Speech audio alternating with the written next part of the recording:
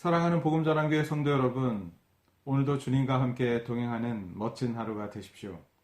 오늘 함께 볼 말씀은 요한복음 16장 25절로 33절까지 말씀입니다. 이것을 비유로 너희에게 일렀거니와 때가 이르면 다시는 비유로 너희에게 이르지 않고 아버지에 대한 것을 밝히 이르리라. 그날에 너희가 내 이름으로 구할 것이요 내가 너희를 위하여 아버지께 구하겠다 하는 말이 아니니 이는 너희가 나를 사랑하고 또 내가 하나님께로부터 온 줄 믿었으므로 아버지께서 친히 너희를 사랑하심이라. 내가 아버지에게서 나와 세상에 왔고 다시 세상을 떠나 아버지께로 가노라. 하시니 제자들이 말하되 지금은 밝히 말씀하시고 아무 비유로도 하지 아니하시니 우리가 지금에야 주께서 모든 것을 아시고 또 사람의 물음을 기다리시지 않는 줄 아나이다. 이로써 하나님께로부터 나오심을 우리가 믿사옵나이다. 예수께서 대답하시되 이제는 너희가 믿느냐? 보라, 너희가 다 각각 제 곳으로 흩어지고 나를 혼자 둘 때가 오나니 벌써 왔도다. 그러나 내가 혼자 있는 것이 아니라 아버지께서 나와 함께 계시느니라. 이것을 너희에게 이르는 것은 너희로 내 안에서 평안을 누리게 하려 함이라. 세상에서는 너희가 환난을 당하나 담대하라. 내가 세상을 이기었노라. 예수님께서 잡히시기 전날 밤 제자들을 모아놓고 발을 씻으시는 장면이 요한복음 13장에 등장합니다. 그 이후 예수님께서는 제자들에게 긴 가르침을 주시지요. 그 말씀이 13장, 14장, 15장, 16장에 이르기까지 계속됩니다. 그리고 오늘 드디어 그 마지막 부분을 우리가 함께 보겠습니다. 25절을 먼저 읽겠습니다. 이것을 비유로 너희에게 일렀거니와 때가 이르면 다시는 비유로 너희에게 이르지 않고 아버지에 대한 것을 밝히 이르리라. 이것을 비유로 이르지 않을 때가 있을 거라 말씀하시는 겁니다. 왜 비유로 말씀하실까요? 비유가 아니면 알아들을 수 없기 때문입니다. 어떻게 영적인 것을 육의 사람인 지식으로 이해할 수 있겠습니까? 그래서 우리 주님은 하나님 아버지를 우리들에게 가르쳐 주시기 위해서 탕자의 비유를 드시기도 하시고 양과 목자의 비유를 드시기도 하셨습니다. 그런데 그런 비유가 필요 없이 우리 하나님을 선명하게 이해할 때가 올 것이라고 말씀해 주시고 계시는 것입니다. 그것은 이미 요한복음 16장에 성령께서 너희에게 오시면 진리 가운데로 너를 이끄시리라 라고 하시는 말씀을 기억하게 하시는 말씀입니다. 성령이 오시면 우리가 하나님을 경험하여 알게 되어지고 비로소 이해하게 되어지게 됩니다. 성령으로 인하여 하나님을 알게 되어지게 되면 칼빈이 말한 대로 성령의 조명하심을 받게 되면 하나님을 만나게 되면 어떠한 일이 생기게 될까요? 26절 말씀입니다. 그 날에 아버지에 대한 것이 밝히 이르러진 그 날에 너희가 내 이름으로 구할 것이요. 기도에 대한 말씀입니다. 하나님을 알게 되면 기도가 만들어집니다. 그 사람의 믿음의 깊이를 어떻게 알 수 있을까요? 그것은 기도의 깊이입니다. 영적인 깊이는 기도에 대한 마음의 깊이입니다. 처음에 하나님을 믿을 때 기도하라 그러면 기도가 싫어질 때도 있습니다. 시간이 지나면 기도해야 된다는 것을 아는데 기도하는 것이 싫어집니다. 귀찮고 시간 내기 싫고 헌신하기 힘듭니다. 그러다가 하나님을 알게 되면 예수님의 능력과 하나님의 능력을 알게 되면 기도하게 됩니다. 기도가 하고 싶어지고 급기야 기도하지 않으면 안 되는 마음이 우리 안에 들게 됩니다. 성도 여러분, 여러분들의 영적인 깊이는 어느 정도일까요? 여러분들의 영적인 깊이는 기도의 깊이입니다. 저는 하나님께서 여러분들의 생각을 밝혀서 하나님을 더 알게 되어지고 그 열매로 기도의 풍성함이 나타나시는 여러분 되기를 축복합니다. 기도하는 사람에게는 하나님과의 친밀감이 이렇게 나타납니다. 26절과 27절입니다. 그날에 너희가 내 이름으로 구할 것이요 내가 너희를 위하여 아버지께 구하겠다 하는 말이 아니니 이는 너희가 나를 사랑하고 또 내가 하나님께로부터 온 줄 믿었으므로 아버지께서 친히 너희를 사랑하심이라. 아버지께서 친히 사랑하시는 사랑, 그 깊이 가운데 우리가 들어간다는 것입니다. 성도 여러분, 여러분들과 하나님 사이에 친밀감이 있게 되기를 바랍니다. 드디어 예수님께서는 내일 있을 일, 즉 이 모든 가르침이 끝나고 난 다음 십자가로 가실 것에 대해서 이렇게 예언하십니다. 28절입니다. 내가 아버지에게서 나와 세상에 왔고 다시 세상을 떠나 아버지께로 가노라. 세상에 오신 초림 이후에 예수님은 다시 세상을 떠나서 아버지께로 가는 것, 부활과 승천을 말씀해 주시고 계십니다. 제자들이 알아들었을까요? 29절에 그리고 30절에 제자들은 다 알아들었다는 듯이 말하고 있습니다. 29절 30절 제자들이 말하되 지금은 밝히 말씀하시고 아무 비유로도 하지 아니하시니 우리가 지금에야 주께서 모든 것을 아시고 또 사람의 물음을 기다리지 않는 줄 아나이다.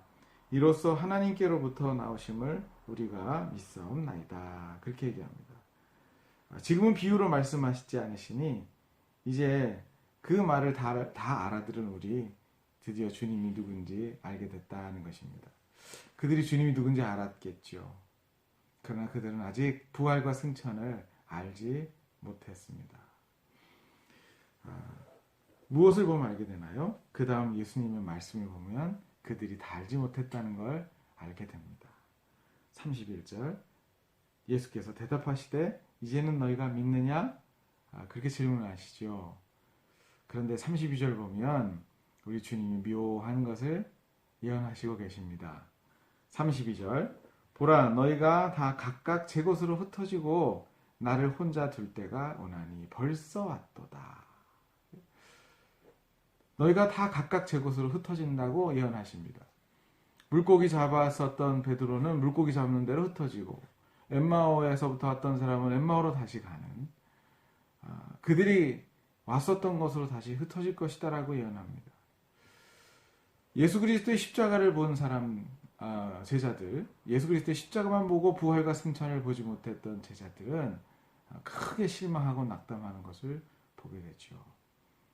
주님께서 말씀하신 아버지께로 다시 간다라고 하는 이 말에 대한 깊은 의미를 그들은 아직 알지 못합니다. 그런데 그들은 자신감에 차 있습니다. 나는 다 알고 있다고요. 제자들은 여전히 연약하고 여전히 다 믿지 못하는데 나는 다 알고 있다고 자만하는 모습을 우리가 보게 됩니다. 이 모습은 잠시 후에 베드로의 모습에도 나타나죠. 내가 예수님을 부인하지 않겠다 얘기하는데 3번이나 부인합니다. 그렇게 연약하고 연약한데 연약한 줄 모르는 그들을 대하는 예수님의 모습에서 저는 감동을 받습니다. 사랑하는 성도 여러분, 예수님은 그렇게 연약한 제자들을 떠나지 않으셨습니다. 그들을 붙드시되 끝까지 붙드십니다. 그것이 예수님이십니다. 이 사랑을 나중에서 깨달은 제자들은 예수님이 부활하시고 난 다음에 목숨을 걸고 예수님이 자기를 사랑하셨던 것처럼 열방을 사랑하고 교회를 사랑해서 급기야 순교에 이르기까지 하나님과 예수님을 사랑하게 되는 사람이 됩니다. 어떻게 도마가 인도 북부에서 열방을 사랑하다 하나님을 사랑하다 창에 관통하여 죽는 일을 할 수 있었을까요? 어떻게 베드로가 십자가에 거꾸로 못 박히면서까지 주님을 사랑할 수 있었을까요? 예수님이 먼저 그들을 이렇게 사랑하셨기 때문입니다. 저 또한 스스로 하나님을 사랑할 수 있다고 자만했을 때가 있었고, 나는 하나님을 많이 알고 있고 이 정도 성령 체험하면 나는 완성되었다고 생각할 때가 있었습니다. 그러나 그것이 아니었습니다.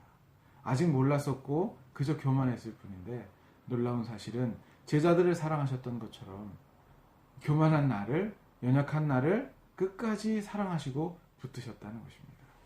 예수님의 사랑이 나에게 부딪혀오자 저에게 있었던 일이 있었는데, 그것은 예수님의 사랑을 흘려줄 수 있는 힘이 생겼다는 것입니다. 저 또한 인간관계를 맺으면서 사랑할 수 없는 사람을 만납니다. 예전에는 예수님의 사랑을 내 힘으로만 사랑하려고 했었던 적이 있었습니다. 여러분, 제가 내린 결론은 예수님의 사랑은 내 힘으로 할 수 없다는 것입니다. 상처만 받습니다.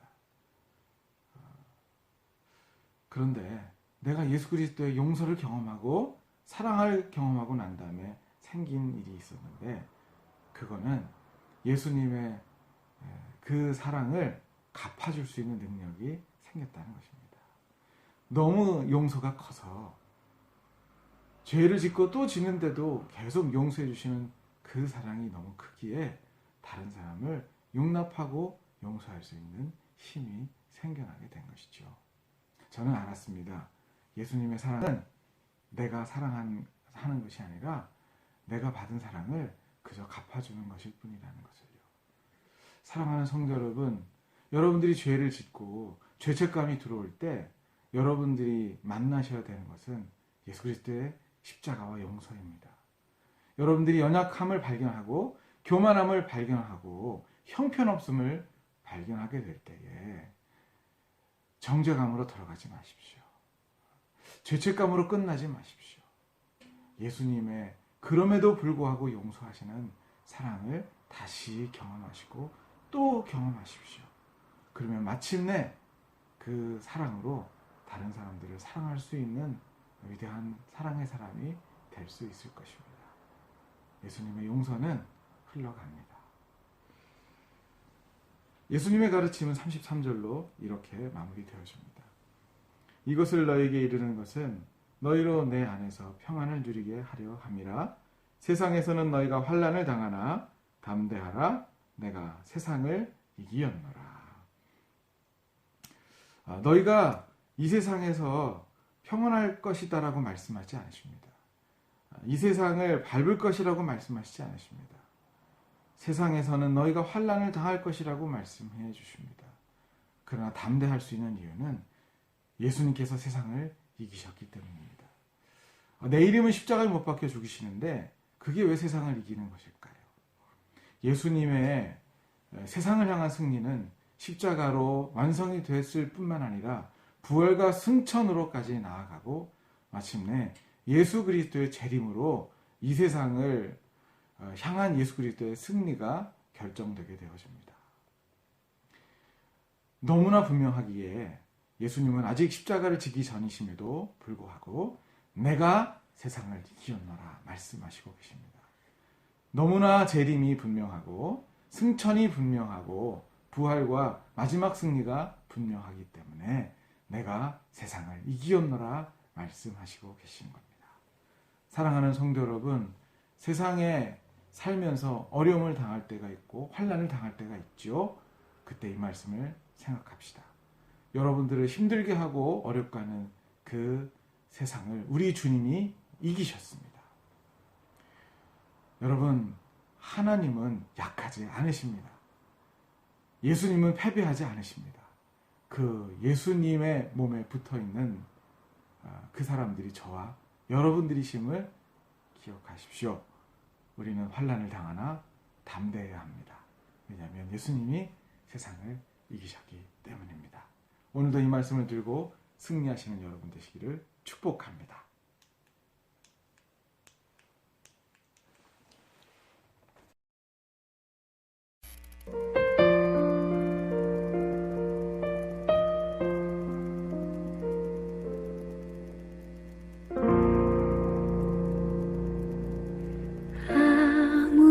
아무것도 두려워 말라.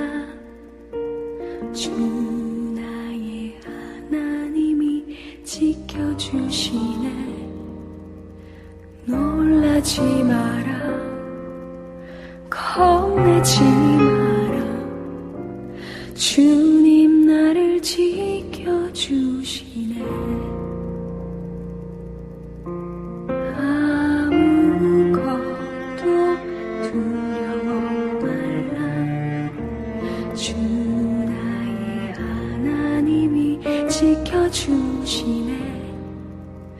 놀라지 마라, 겁내지 마라. 주님 나를 지켜주시네.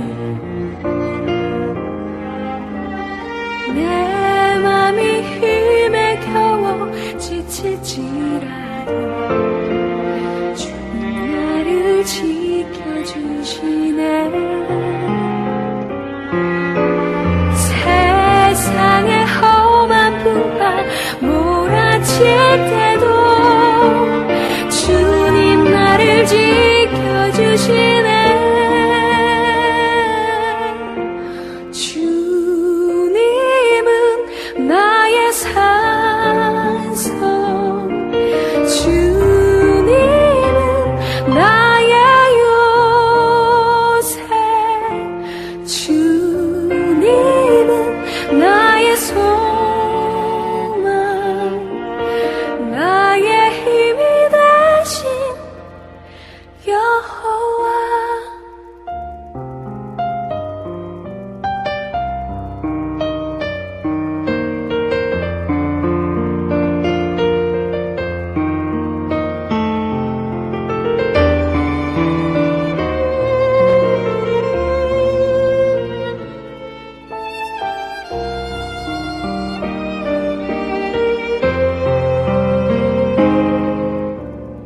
내 맘이 힘에 겨워 지칠지라도 주님 나를 지켜주시네.